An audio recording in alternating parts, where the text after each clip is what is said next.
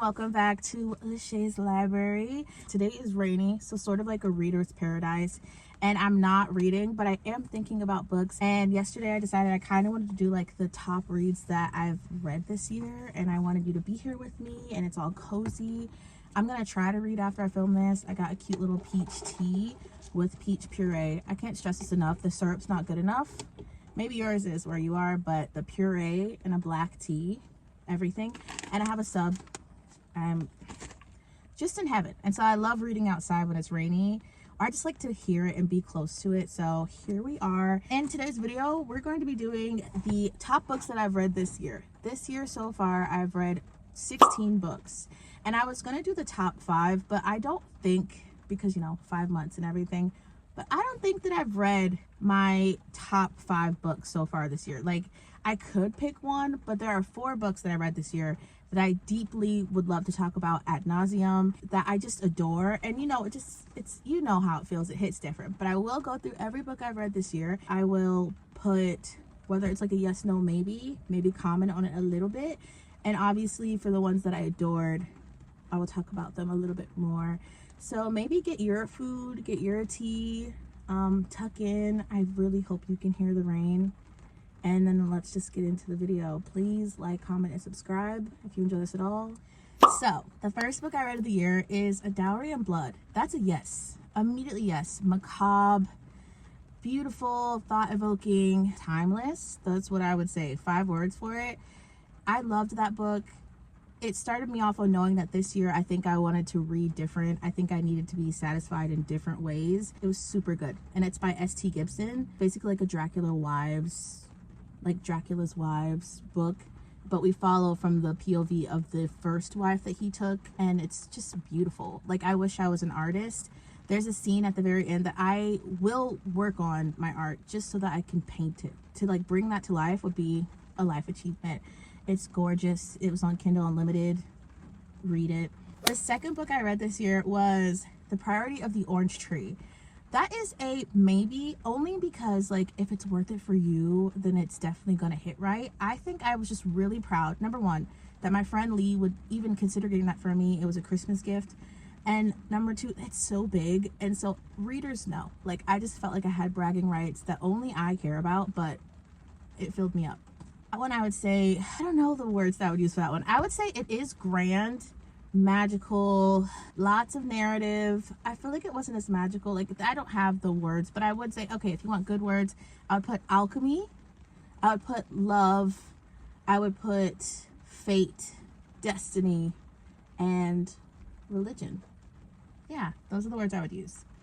But it's a maybe. It just depends on what you want out of it. Did I like the book? Yes, but I don't, like, it's not, yes for me means like everyone's gonna love it, okay? It might be worth it for you. Number 3 was The Wedding People. That's a yes for me. Again, I knew I was just heading in a different direction with books this year. It was like sad and hopeful, but these two married together, boop, amazing. Poetic, bittersweet, and freeing, I would say. Those are the words I would use. I love The Wedding People. It is about somebody who is going to a wedding, isn't a guest, everyone else there is, for a wedding that's happening that weekend, and her plan is to kill herself. Spoiler alert.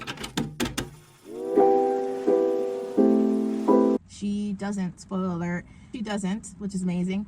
But I just love that point in people's lives where it's like rock bottom. But at rock bottom, there's always like this like cliff of who I'm going to be next. Also, this is a perfume that I'm considering buying. So I've had it up here for a while. I'm sorry if seeing it. I acknowledge it. Here, I'll tuck it.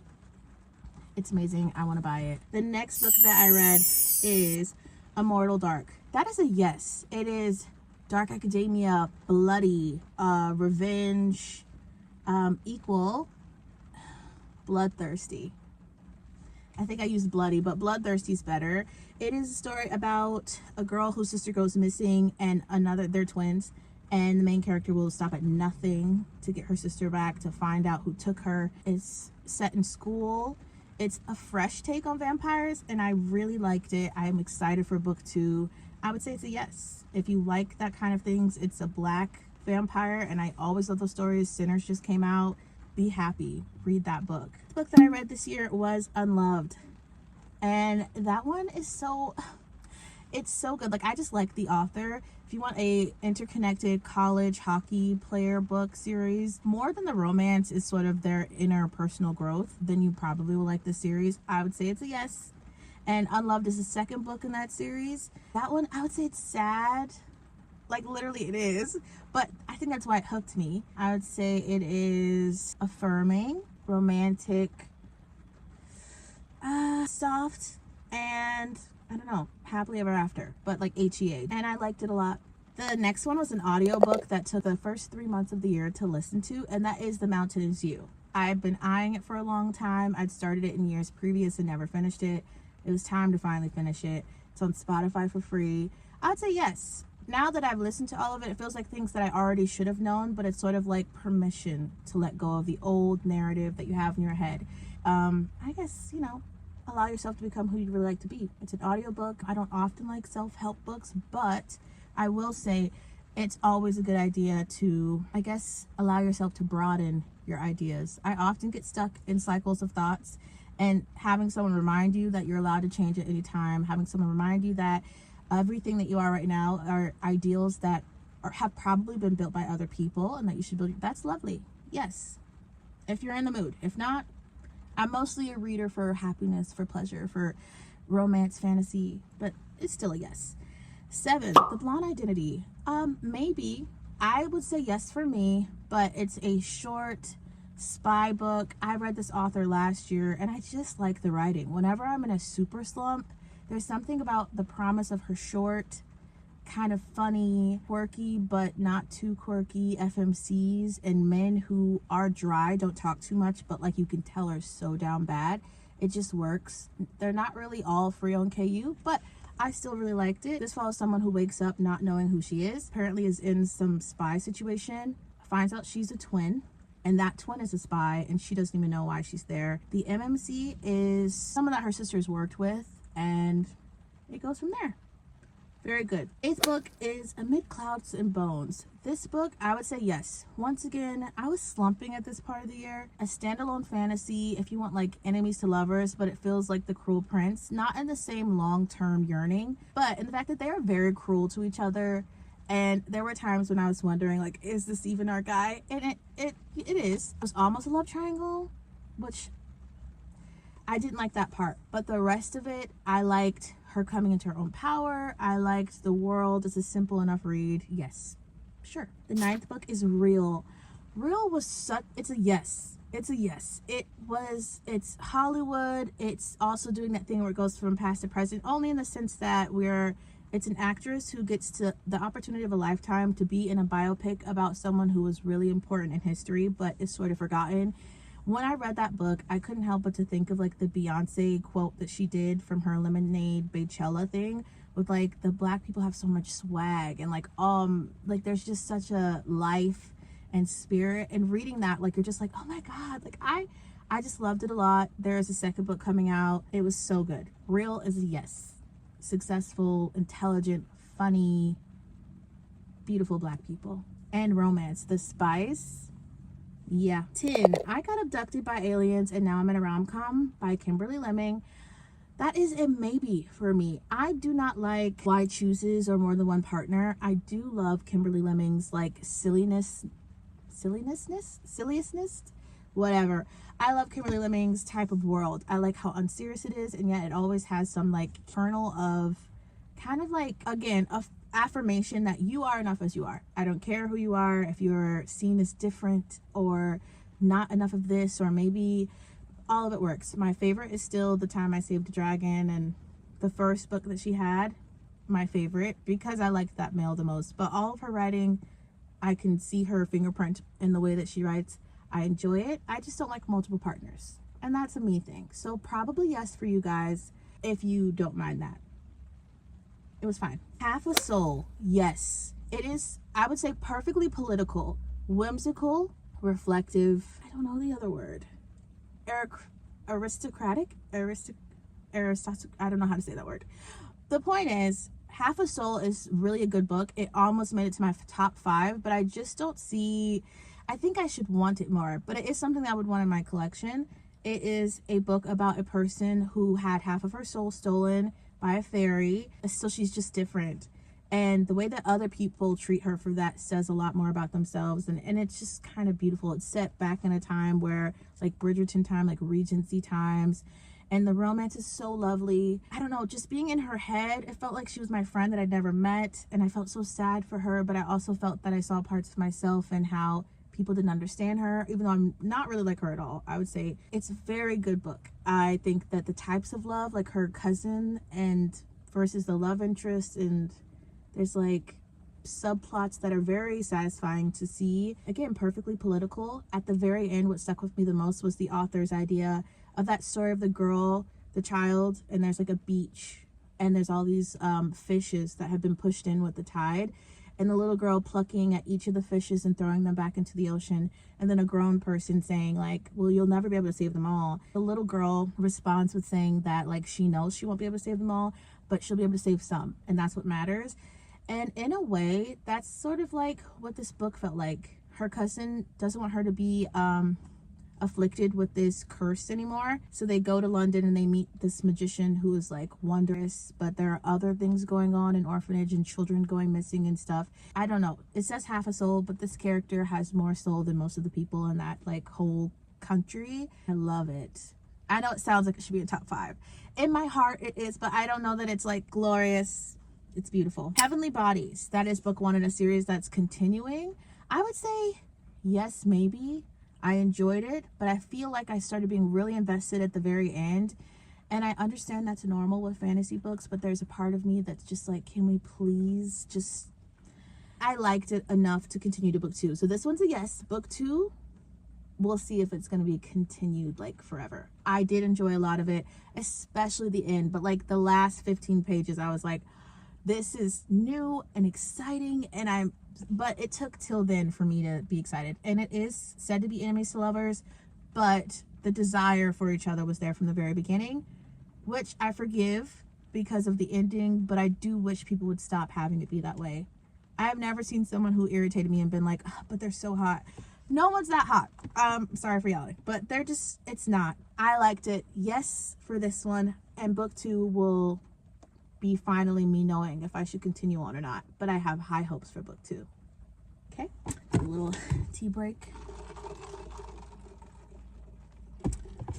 Okay, the 13th book I read this year is called The Wolf King. It is Scottish wolves. It is kidnapping, but not really. I loved it. I loved it a lot. It's a full yes. It was such an easy read. It's one of those like in it for the vibes. There is a cute little, there's like a nice little subplot, but like I'm in it for the vibes. And I liked it a lot. Book 2 is out, but I'm like so scared because I hate love triangles, and I went into this not knowing that it was probably leading to a love triangle. Book 2 is definitely a full love triangle, and they make my stomach hurt. I don't regret reading it. I loved it a lot. Fun time. Again, Scottish wolves. The werewolves are really cool. Also, like, it's very respectful. I know it sounds weird, but I loved how patient the MMC was with the FMC. And I feel like you don't really get that a lot in fantasy. The girl is supposed to be married to this guy who is literally awful. The wolves are all in a war with these humans and have been for a very long time. She is there, sees a fight, stops the fight. The person who she stopped the fight for is like a wolf king, and he kidnaps her so that they can stop this war. So she's essentially supposed to be like, use this leverage, but obviously that's gonna change. But we meet this dark Loki-esque character who is very smart, has dirt on everyone. He is definitely like the love triangle situation of book 2. And it's hard because I like the first guy. So yes, but if you also don't like love triangles, just go in knowing it's worth it. So far, I'm avoiding book 2 because I'm nervous. It's a love triangle eventually. Book 1, you're safe though. Like, she abhors him. Oh my god, one of my favorite books this year. Actually, I am fighting in my head about it, but it is my favorite fantasy book of the year. The next book is called A Forbidden Alchemy. It is everything. Okay, if you like Hunger Games, if you love Peaky Blinders, I love this book. It is one of my favorite reads of the year. Probably my favorite read of the year. I haven't stopped thinking about it. It's the reason I'm in a slump right now. It's beautiful. Okay. Oh my gosh, what words do I use? Gritty, brotherhood, faded love. That's just going to be one word for the sake of this. It is smart. It's political. I loved it. So if you ever wondered more of what happened to the miners, then this is the book. I think I'm gonna have to do a whole separate video, but just know that this book is so satisfying, so like good. It's funny, it's political, it's like a class war. There are alchemists, there are people who are artisans versus crafters. The crafters are like the miners. The artisans are the people who are like special. They usually have more magic.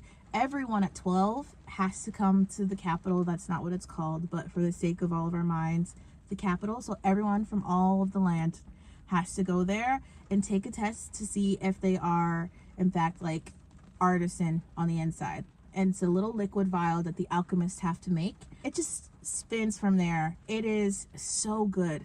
I haven't been this satisfied with the book since Shepherd King Trilogy by Rachel Gillig. It's so good.